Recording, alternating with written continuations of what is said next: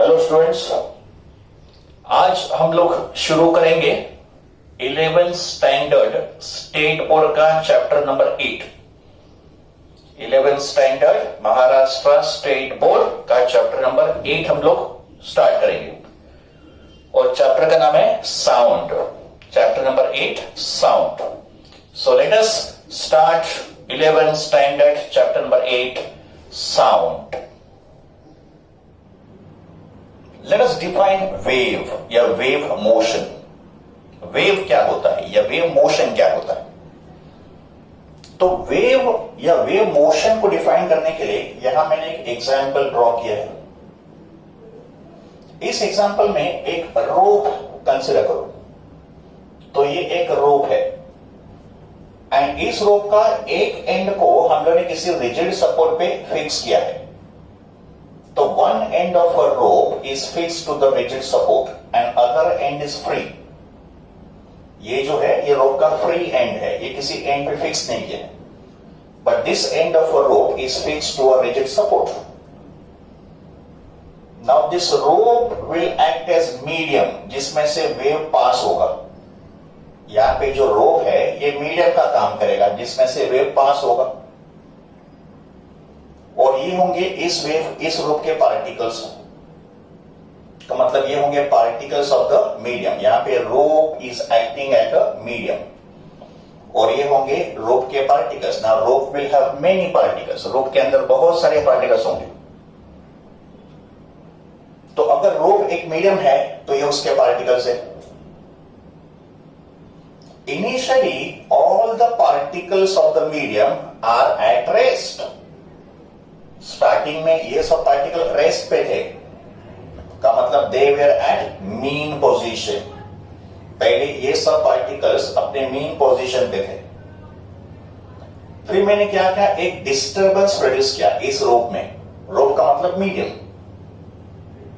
तो हम लोग क्या करेंगे, एक डिस्टरबेंस प्रोड्यूस करेंगे इस रोप में और डिस्टरबेंस ऑसिलेटरी नेचर का होगा। हम लोग रोप को इस तरीके से डिस्टर्ब करेंगे का मतलब इस ऑसिलेटरी या वाइब्रेटरी टाइप ऑफ डिस्टर्बेंस का मतलब हम लोग इस रोप को यहां से होल्ड करके उसको ऐसे वाइब्रेट करेंगे। तो हम लोगों ने एक डिस्टर्बेंस प्रोड्यूस किया मीडियम के अंदर। यहां पे मीडियम क्या है, रोप। तो फिर ये डिस्टर्बेंस जो हम लोग यहां पे प्रोड्यूस कर रहे हैं, ये डिस्टर्बेंस ऐसे रोप में से ट्रैवल करेगा। And because of this oscillatory disturbance, yeah, because of this vibratory disturbance, every particle of the medium perform vibratory motion। तो ये हर एक पार्टिकल क्या करेगा, अपने मेन पोजीशन के अराउंड में ऐसे वाइब्रेट करेगा और फिर रोप का शेप कुछ इस तरह हो जाएगा, है ना। तो such a disturbance will travel through a medium. ये एक पॉइंट से दूसरे पॉइंट ट्रैवल करेगा। तो अगर हम लोग ऑसिलेटरी डिस्टर्बेंस प्रोड्यूस करेंगे एक एंड पे, तो ये डिस्टर्बेंस मीडियम के पार्टिकल्स के थ्रू एक पॉइंट से दूसरे पॉइंट ट्रैवल करेगा। And such a disturbance travelling from one point to another point is called as wave motion. तो जैसे हम लोग इस रोप को डिस्टर्ब करेंगे ऑसिलेटरी मोशन की तरह, तो इस रोप का शेप कुछ इस तरह हो जाएगा and this particular shape is called as wave। इस शेप को बोलेंगे wave। तो what is definition of wave motion? तो wave motion is a type of disturbance which travels through a medium। wave motion क्या है, एक disturbance है जो मीडियम में ट्रैवल करेगा due to repeated vibrations of the particles of the medium about their mean position. Particles का जो vibration होगा ये अबाउट मीन पोजीशन होगा। तो this is definition of wave motion. It's a disturbance which travels through a medium due to repeated vibrations of particles of the medium. That means in a wave motion every particle of a medium perform oscillatory motion. We call it simple harmonic motion. Simple harmonic motion, SHM। तो in wave motion every particle of the medium performs simple harmonic motion या oscillatory motion about mean position. And because of vibratory motion of particles wave will look like this. Wave हमको ऐसे दिखाई देगा. In a wave there is a transfer of energy and momentum from one point to another point. तो wave जब भी travel कर रहे हैं मीडियम में तो एनर्जी ट्रांसफर हो रहा है, मोमेंटम भी ट्रांसफर हो रहा है. तो in a wave motion there is a transfer of energy and momentum from one point to another point. But there is no transport of matter. Matter का मतलब मास. मास ट्रांसफर नहीं हो रहा है वेव मोशन में. मास एक जगह से दूसरी जगह ट्रांसफर नहीं हो रहा है. एनर्जी एंड मोमेंटम ट्रांसफर हो रहा है. मास क्यों नहीं ट्रांसफर हो रहा है? बिकॉज पार्टिकल्स जो है, मीडियम पार्टिकल्स, ये एक पॉइंट से दूसरे पॉइंट ट्रैवल नहीं कर रहे. मीडियम पार्टिकल्स अपने जगह पे सिर्फ ऑसिलेट कर रहे हैं. तो every particle will keep on oscillating like this. ये सिर्फ ऑसिलेट करेंगे. But particles will not migrate from one place to another place. That is why there is no transport of matter. का मतलब मास का ट्रांसफर नहीं हो रहा है. एनर्जी पार्टिकल से पार्टिकल ट्रांसफर हो रहा है. मोमेंटम पार्टिकल से पार्टिकल ट्रांसफर हो रहा है. तो in a wave there is a transfer of energy and momentum but there is no transfer of matter. Matter का मतलब मास. तो ये तो हो गया डेफिनेशन ऑफ वेव मोशन. इसके बाद देखेंगे सर्टन बेसिक डेफिनेशंस या basic characteristics of wave motion. Classification of waves. There are different types of waves. Waves के अलग अलग टाइप्स होते हैं. बट वेव का जो क्लासिफिकेशन होता है उसमें बहुत सारे पैरामीटर्स होते हैं, उसमें बहुत सारे फैक्टर्स होते हैं. तो let us do classification of waves on the basis of different factors या on the basis of different parameters. First type जो होगा उसमें हम लोग वेव को क्लासिफाई करेंगे. का मतलब वेव के टाइप स्टडी करेंगे on the basis of necessity of medium. का मतलब वेव को ट्रैवल करने के लिए या वेव को प्रोपगेट करने के लिए मीडियम का रिक्वायरमेंट है कि नहीं है. Because wave may require medium और wave may not require medium to propagate. Propagate का मतलब to travel.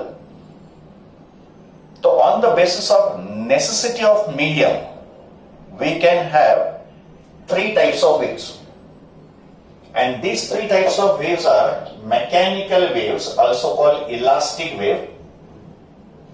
Second type is electromagnetic wave, जिसको short में EM wave बोलते हैं, and the third category is matter wave. तो mechanical wave और elastic wave, electromagnetic wave and matter wave are the three types of waves on the basis of necessity of medium. सबसे पहला type है mechanical wave, also called elastic wave.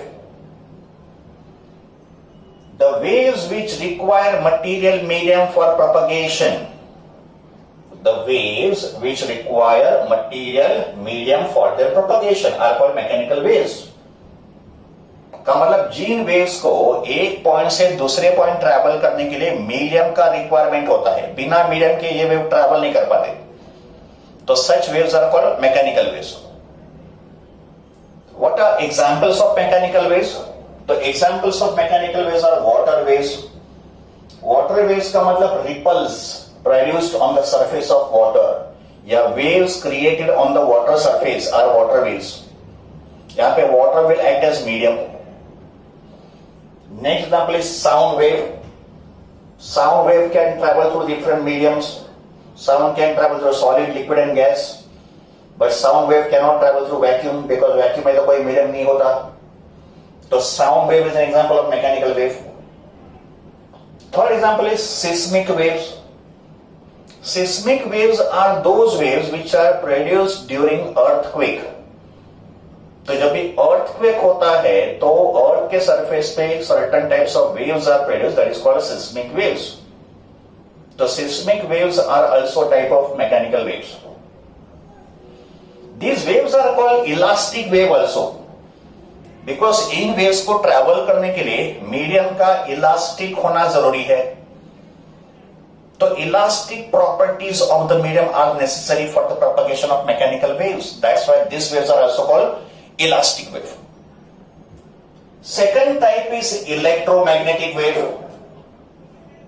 Now what are electromagnetic waves? The waves which do not require material medium for their propagation. So those waves which do not require any material medium to travel from one point to another point, ऐसे waves को बोलेंगे electromagnetic waves. बच्चों आपको मालूम होगा कि electromagnetic waves जो travel होता है it is because of oscillation of electric field and magnetic field. Electromagnetic wave जो प्रोपगेट करता है it is because of oscillation of electric field and magnetic field, and दोनों फील्ड के oscillations are mutually perpendicular to each other, and दोनों field के oscillations are perpendicular to the direction of propagation of wave. तो simple words में जिस wave को propagate करने के लिए मीडियम रिक्वायरमेंट नहीं होता है that is called electromagnetic waves. इसका मतलब electromagnetic wave can travel through vacuum, because vacuum में तो कोई मीडियम होता नहीं, there are no particles of medium in vacuum. तो mechanical wave can not travel through vacuum but electromagnetic wave can travel through vacuum. And there are different types of electromagnetic waves. Example of electromagnetic waves are visible light. Visible light का मतलब light which is visible to us. We call it Vibgyor, violet से लेके red तक. Next example of electromagnetic wave is heat waves. Heat waves are basically infrared category. So infrared waves or heat waves, they are also electromagnetic waves. Ultraviolet light, X-rays, gamma rays, radio waves are different types of electromagnetic waves. Third type जो है वो एक special type का wave है, matter waves. और इन matter waves का कोई shape नहीं होता है, they are hypothetical. Matter waves do not have any particular shape, they are hypothetical, they are imaginary. And matter waves are those waves which are associated with microscopic particles. Microscopic का मतलब tiny particles, छोटे particles, such as electrons, such as protons, atoms, molecules, when they are in motion. So when any microscopic object such as electron, proton या atom या molecule अगर motion में होंगे they will possess certain velocity. तो ऐसे microscopic particles एक wave की तरह behave करेंगे. Particles will not travel like a wave, they will behave like a wave. तो these microscopic particles when they are in motion behave like a wave, और wave की तरह behave करेंगे, and those waves are called matter waves. This was suggested by the scientist de Broglie. Matter waves was suggested by the scientist de Broglie. That's why matter waves are also called de Broglie waves. But they are hypothetical because ये particles wave की तरह behave कर रहे हैं, wave की तरह travel नहीं कर रहे हैं. So on the basis of necessity of medium, we can have three types of waves: mechanical wave, electromagnetic wave, and matter waves. Second method of classification of waves, the second factor on which waves can be classified, and that is on the basis of propagation of energy or on the basis of wave velocity. का मतलब wave energy को propagate कर रहा है या wave के पास velocity है, उस बेसिस पे वेव्स के दो टाइप होंगे. और कौन से दो टाइप होंगे? Progressive wave and the second one is stationary wave, also called standing wave. तो there are two types of waves, progressive wave and stationary wave. But ये जो क्लासिफिकेशन है वेव का, it is on the basis of propagation of energy और whether wave has velocity और not. Now what is progressive wave? As a name indicate, progressive का मतलब travelling. तो जो वेव मीडियम में कांस्टेंट वेलोसिटी से ट्रैवल करता है या प्रोपगेट करता है, that is called progressive wave. Progressive wave travel करेगा from one point to another point, तो फिर वो एनर्जी को भी ट्रांसफर करेगा from one particle to another particle. तो there is transfer of energy in progressive wave from particle to particle. तो what is progressive wave? The progressive wave propagates with constant velocity in a medium and it also transfers energy from point to point, from one point to another point. तो wave अगर propagate करेगा तो energy को transfer करेगा. Second type is stationary wave, also called standing wave. तो stationary wave जो है ये दो पॉइंट के बीच में स्टेशनरी होता है. तो it does not propagate through a medium. ये मीडियम में ट्रैवल नहीं करता है फ्रॉम वन पॉइंट से another point. ये एक ही जगह पे फिक्स होता है. That's why it's called standing wave also. And since these waves do not travel through a medium, their velocity is zero. Velocity of stationary wave is zero. जबकि progressive wave travel with constant velocity.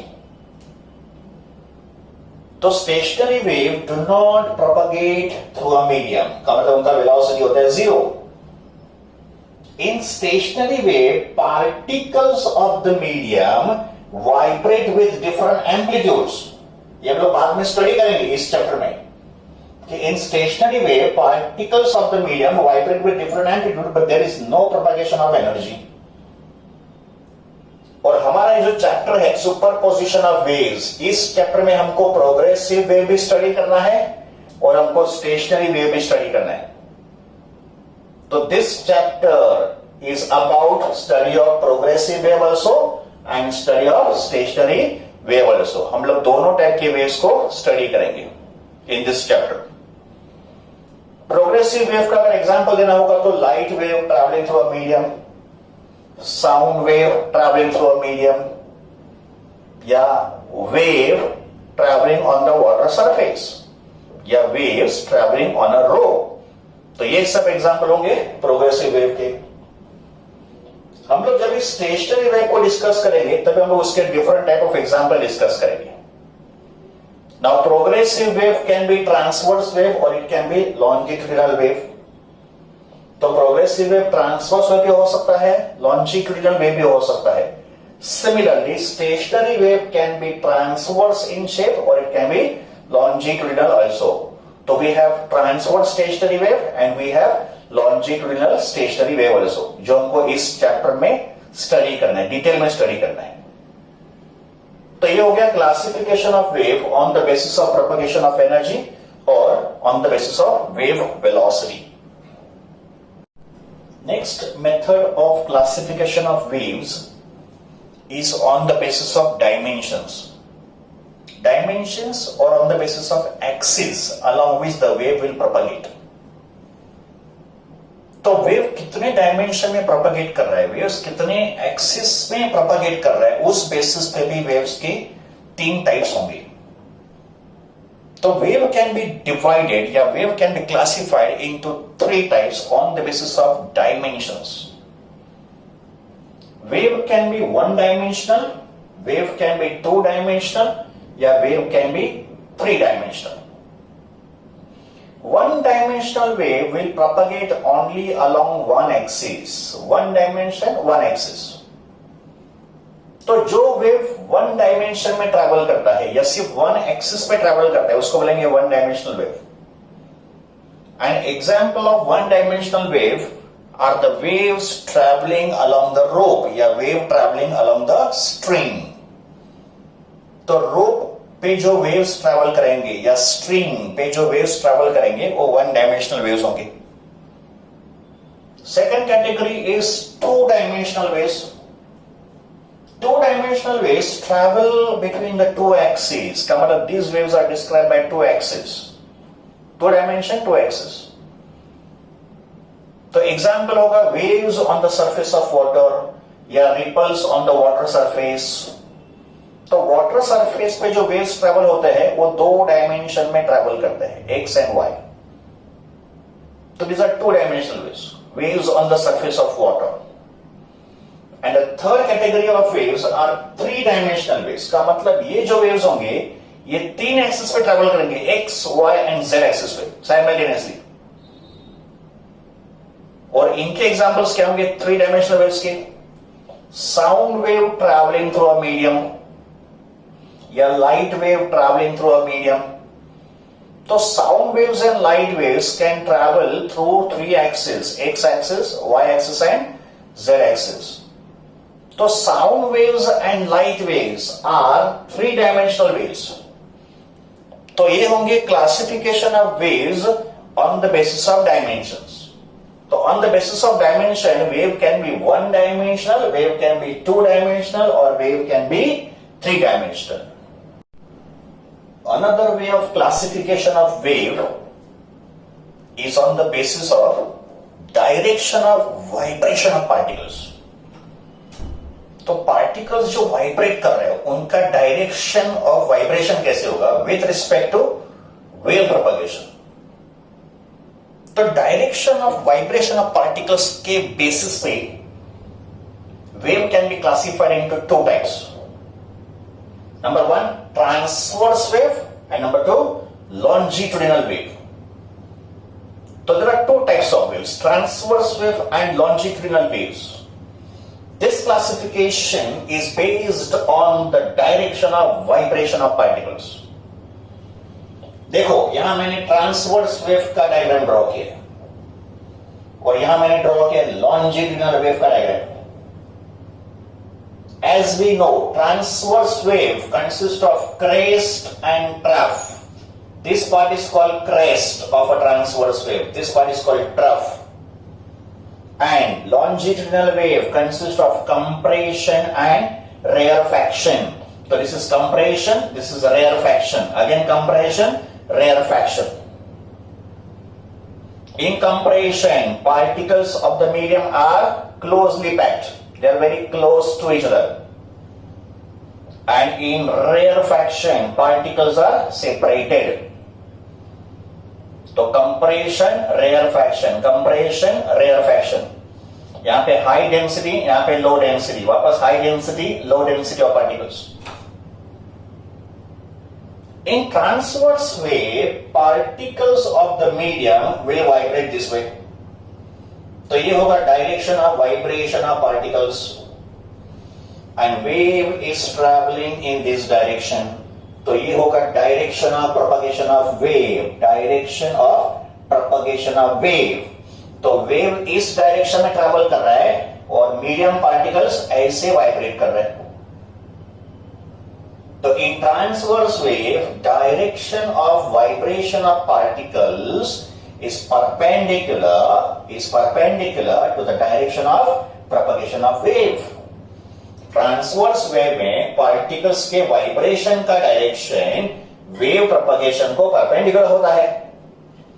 In other words, particle velocity and wave velocity are perpendicular to each other. In longitudinal wave, particles of the medium will vibrate this way. तो ये होगा vibration of this particle, ये होंगे vibration of this particle. ऐसे सब particles इस वे में vibrate करेंगे और वेव जो है वो ऐसे प्रोपगेट कर रहे हैं in this direction along the positive X direction. तो in longitudinal wave, vibrations of the particles are parallel to the direction of propagation of wave. Longitudinal wave में पार्टिकल्स के वाइब्रेशन का डायरेक्शन वेव प्रोपगेशन को parallel होता है। तो here we say direction of vibration of particle is parallel to the direction of propagation of wave. तो transverse wave में direction of vibration of particle is perpendicular to the wave propagation and in longitudinal wave direction of vibration of particle is parallel to the direction of wave propagation. तो ये हो गया classification of wave on the basis of vibration of particles.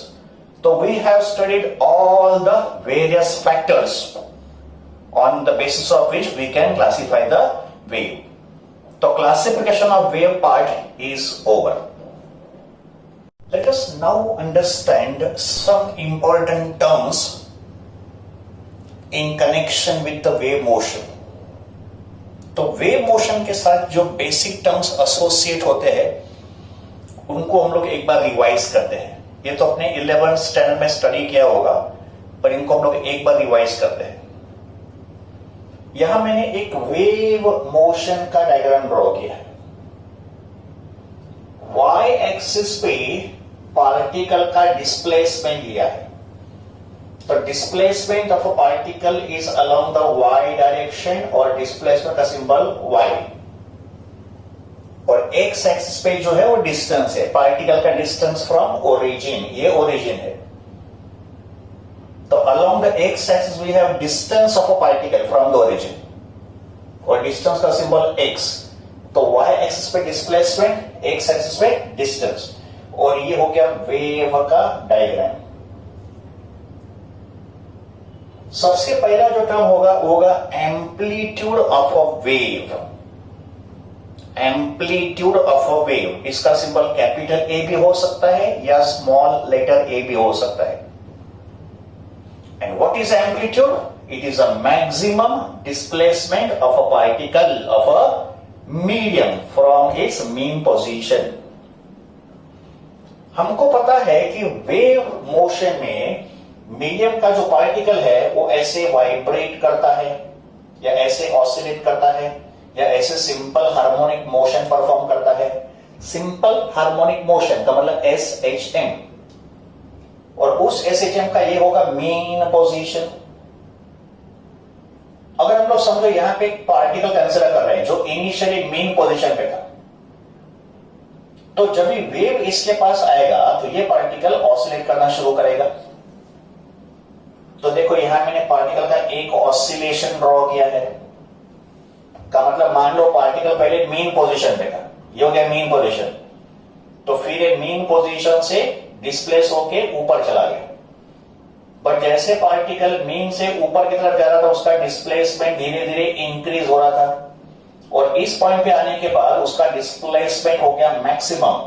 तो ये जो maximum displacement होगा, ये जो मैक्सिमम डिस्प्लेसमेंट का वैल्यू होगा from mean position, this maximum displacement is defined as amplitude. Maximum displacement क्या होगा? वापस पार्टिकल रिटर्न होगा। तो देखो पार्टिकल वापस मीन पोजीशन पे रिटर्न होगा, तभी उसका डिस्प्लेसमेंट वापस डिक्रीज होके जीरो हो जाएगा। तो at mean position displacement is zero, at extreme position displacement is maximum, which is called amplitude. फिर पार्टिकल मीन पोजीशन से दूसरे एंड की तरफ ट्रैवल करेगा ऑन द अदर साइड। वापस जब पार्टिकल इस पोजीशन पे आएगा तो उसका डिस्प्लेसमेंट मैक्सिमम होगा, but this is maximum displacement on the other side of mean position. तो अगर ये प्लस एम्पलीट्यूड है तो ये होगा माइनस एम्पलीट्यूड, का मतलब प्लस ए माइनस ए। फिर यहां से पार्टिकल और रिटर्न होगा and come back to mean position, तो ये होगा उसका एक ऑसिलेशन। तो पार्टिकल का एक ऑसिलेशन ऐसे काम करेंगे, मीन से one extreme, again come to mean, then goes to another extreme and again come to mean. This is one oscillation. And maximum displacement on either side of mean position, either side का मतलब on one side as well as on the other side, is called amplitude of a wave. Amplitude एक displacement है, तो amplitude का SI unit होगा metre.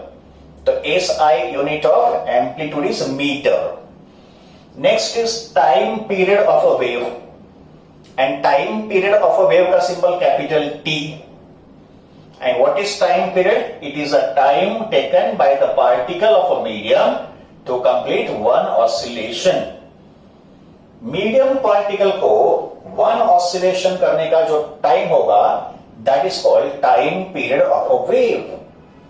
जैसे ये एक ऑसिलेशन है, तो एक ऑसिलेशन कंप्लीट होने में जो टाइम रिक्वायर्ड होगा, that is called time period of a wave. और ये एक टाइम है, तो उसका SI यूनिट होगा second.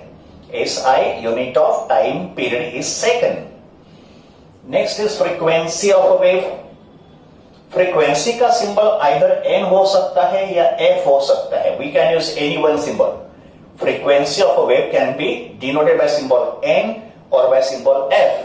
And what is frequency of wave? It is equal to the number of oscillations completed by the particle of a medium in unit time. Unit time का मतलब 1 second, unit का मतलब 1, तो 1 second में medium particles कितने oscillations complete कर रहे हैं, that is called frequency of a wave.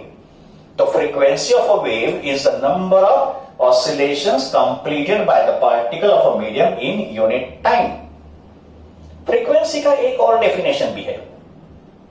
We can define frequency as number of waves passing through one point in unit time. का मतलब आप मीडियम का कोई भी एक पॉइंट कंसिडर करो, तो उस पॉइंट में से कितने वेव्स पास होंगे 1 सेकंड में. 1 सेकंड का मतलब unit time, that is the so called frequency. तो frequency can also be defined as number of waves passing through a point in unit time. Unit time का मतलब 1 second. SI unit of frequency होता है hertz, उसका symbol HZ, और पर second. पर second का मतलब second inverse. Frequency and time period are reciprocal of each other. इसका मतलब फ्रीक्वेंसी n इज 1/t और time period t is 1/n. They both are reciprocal of each other. Frequency is reciprocal of time period. Next basic term of wave motion is wavelength, and wavelength का symbol होता है lambda. Wavelength होता है distance between any two consecutive particles of the medium which are vibrating in the same phase. Medium के दो consecutive particles जो same phase में vibrate कर रहे हैं, उन डिस्टेंस को बोलेंगे wavelength. ट्रांसवर्स वेव का wavelength is defined as distance between any two consecutive crest और any two consecutive trough. Longitudinal wave का wavelength is defined as distance between any two consecutive compressions और any two consecutive rarefaction. But in general, wavelength is defined as distance between two consecutive particles of the medium which are vibrating in the same phase. अब ये same phase का मतलब क्या होता है? दो particles, medium के दो पार्टिकल्स सेम फेज में कब होंगे? तो सेम फेज का मतलब having same displacement in magnitude and direction. अगर दो पार्टिकल्स, मीडियम के दो पार्टिकल्स जिनका डिस्प्लेसमेंट का मैग्नीट्यूड और डायरेक्शन सेम है, तो such two particles are said to be in the same phase. And opposite phase का मतलब two particles of the medium are said to be in opposite phase या out of phase when they have same magnitude of displacement but opposite direction of displacement. Magnitude same है but displacement का direction opposite है, तो उनको बोलेंगे opposite phase में. But displacement का magnitude and direction दोनों सेम है, तो उनको बोलेंगे same phase. For example, in this diagram these two particles are in the same phase. Why? Because दोनों का डिस्प्लेसमेंट भी सेम है और दोनों का डायरेक्शन ऑफ मोशन भी सेम है. बिकॉज एक्सट्रीम पोजीशन के बाद ये दोनों पार्टिकल टुवर्ड्स मीन मूव करेंगे, तो इनका direction of motion towards mean होगा, ऐसे towards mean. So they are having same displacement of magnitude which is equal to a, and they are having same direction of motion. That's why these two particles are in the same phase. तो इनके बीच में जो distance होगा वो wavelength होगा. Similarly, these two particles of a medium are also in same phase. ये दोनों same phase में क्यों है? बिकॉज इन दोनों का भी डिस्प्लेसमेंट का मैग्नीट्यूड सेम हो गया और इनका भी direction of motion towards mean होगा, ऐसे both the particles will move towards mean. So they are having same magnitude of displacement and this two particles are having same direction of displacement, so they are also in the same phase. तो इन दोनों के बीच का distance भी wavelength ही होगा. But if I consider this two particles, अभी ये particle और ये पार्टिकल ऑब्जर्व करो, इन दोनों का डिस्प्लेसमेंट का मैग्नीट्यूड सेम है. इसका भी डिस्प्लेसमेंट ए है और इसका भी डिस्प्लेसमेंट ए है इन मैग्नीट्यूड. तो इन मैग्नीट्यूड दोनों का डिस्प्लेसमेंट ए है, बट इन दोनों के डायरेक्शन ऑफ डिस्प्लेसमेंट देखो अपोजिट है. बिकॉज एक डाउनवर्ड है तो एक का डिस्प्लेसमेंट अपवर्ड है, तो इन दोनों के डिस्प्लेसमेंट के डायरेक्शन एग्जैक्टली अपोजिट. इसका डिस्प्लेसमेंट डाउनवर्ड है, इसका डिस्प्लेसमेंट अपवर्ड है. तो such two particles are said to be in opposite phase. Same phase के जो दो पार्टिकल्स होते हैं उनके बीच का डिस्टेंस लैम्डा होता है, और जो दो पार्टिकल अपोजिट फेज में होते हैं उनके बीच में डिस्टेंस लैम्डा बाई 2 होता है, हाफ ऑफ द वेवलेंथ का मतलब इन दो पार्टिकल के बीच में डिस्टेंस कितना होगा, लैम्डा बाई 2, और इनके बीच में कितना होगा, लैम्डा, बिकॉज ये दोनों सेम फेज में है, ये दो पार्टिकल अपोजिट फेज में है। Wavelength can also be defined by another method. तो what is second definition of wavelength? ध्यान से सुनो। Wavelength is the distance covered by a wave. Wavelength is the distance traveled by the wave when a particle of a medium completes one oscillation. And time taken for one oscillation is capital T. So we can say distance traveled by the wave when a particle of a medium completes one oscillation is called wavelength. तो एक oscillation में, particle के एक oscillation में wave कितना distance travel करता है, lambda, where lambda is called wavelength. इसको याद रखो एमसीक्यूज के लिए। Distance travel by the wave during one oscillation of particle is equal to wavelength, that is lambda. तो ये हो गया concept of wavelength. Let us now study some more definitions. Continue with the basic terms. Number 5, angular frequency of a wave. और angular frequency का symbol है omega, it's a Greek letter omega. तो angular frequency of wave symbol omega. And what is angular frequency? It is the rate of change of phase of a wave या phase of a particle with time। तो rate of change of phase with time, phase का change time के साथ, that is called angular frequency। and angular frequency omega का formula होता है 2 pi by capital T और it is 2 pi n because reciprocal of T होता है n। यहाँ पे n क्या है, फ्रीक्वेंसी, कैपिटल T क्या है, टाइम पीरियड, और ओमेगा क्या है, एंगुलर फ्रीक्वेंसी। अभी दो टर्म में कंफ्यूजन नहीं होना चाहिए, frequency of a wave and angular frequency of a wave, ये दो टर्म डिफरेंट है। फ्रीक्वेंसी ऑफ अ वेव होता है number of oscillation completed by the particle in unit time, और एंगुलर फ्रीक्वेंसी होता है rate of change of phase with time. Angular frequency omega होता है 2 पाई बाय टी या omega होता है 2 पाई एन। तो ये एंगुलर फ्रीक्वेंसी है और ये फ्रीक्वेंसी है। एंगुलर फ्रीक्वेंसी ओमेगा का यूनिट होगा रेडियन पर सेकंड। एंगुलर फ्रीक्वेंसी का यूनिट रेडियन पर second. Next is wave number. Wave number का सिंबल होगा न्यू बार, ये भी एक ग्रीक लेटर है, न्यू, एन यू, न्यू। तो new bar is a symbol of wave number. And what is wave number? It is a number of waves present in a unit distance of a medium. Unit distance का मतलब 1 metre. तो suppose आपने medium का एक unit distance consider किया, से for example 1 metre, तो उस यूनिट डिस्टेंस में कितने वेव्स है, that is called wave number. तो wave number is number of waves in a unit distance of a medium. Unit distance का मतलब 1 metre. Number of waves in unit time is frequency, and number of waves in unit distance is called wave number. Wave number nu bar का formula होता है 1 upon lambda. That means wave number is reciprocal of wavelength. Wave number is reciprocal of wavelength. It is 1 upon lambda.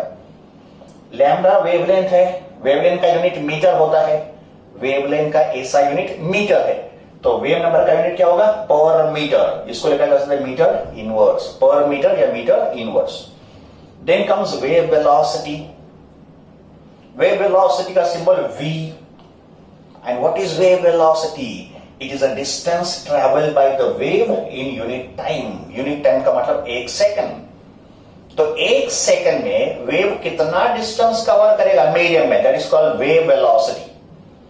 And wave velocity का unit क्या होगा, metre पर second, जो velocity का unit होता है मीटर पर सेकंड। तो distance travel by the wave in unit time is called wave velocity. And the last term which is important term of wave motion is angular wave number. Angular wave number, also called propagation constant. Angular wave number को ही बोलेंगे propagation constant. इसका symbol होता है के। Angular wave number या propagation constant का symbol के होता है। And propagation constant is 2 pi upon lambda, where lambda is wavelength. Propagation constant can also be given by formula phase difference upon path difference. ये formula हम लोग थोड़ी देर के बाद स्टडी करेंगे in some another part of this chapter. तो very soon will come across this formula. अभी तो मैं इसको सिर्फ डिफाइन कर रहा हूं। Propagation constant k is phase difference upon path difference. Phase difference होगा रेडियन में बिकॉज एक एंगल होगा, पाथ डिफरेंस होगा मीटर में बिकॉज एक डिस्टेंस होगा। तो प्रोपगेशन कांस्टेंट के का यूनिट क्या होगा? रेडियन पर मीटर। रेडियन पर मीटर ये उसका एसआई यूनिट होगा। तो we have studied all the important terms in connection with wave motion. Wave motion के जितने भी बेसिक टर्म्स है ये हमने स्टडी किया। तो बच्चों अभी तक जो मैंने टॉपिक कवर किया उसमें मैंने वेव मोशन का फंडामेंटल कवर किया। नेक्स्ट टॉपिक से हम लोग इस चैप्टर को शुरू करेंगे, सुपरपोजिशन ऑफ वेव को शुरू करेंगे with respect to 12th standard. Till now we have discuss all the basic concepts, all the fundamentals related to wave motion. Next topic से सुपरपोजिशन ऑफ वेव चैप्टर का first topic हम लोग शुरू करेंगे।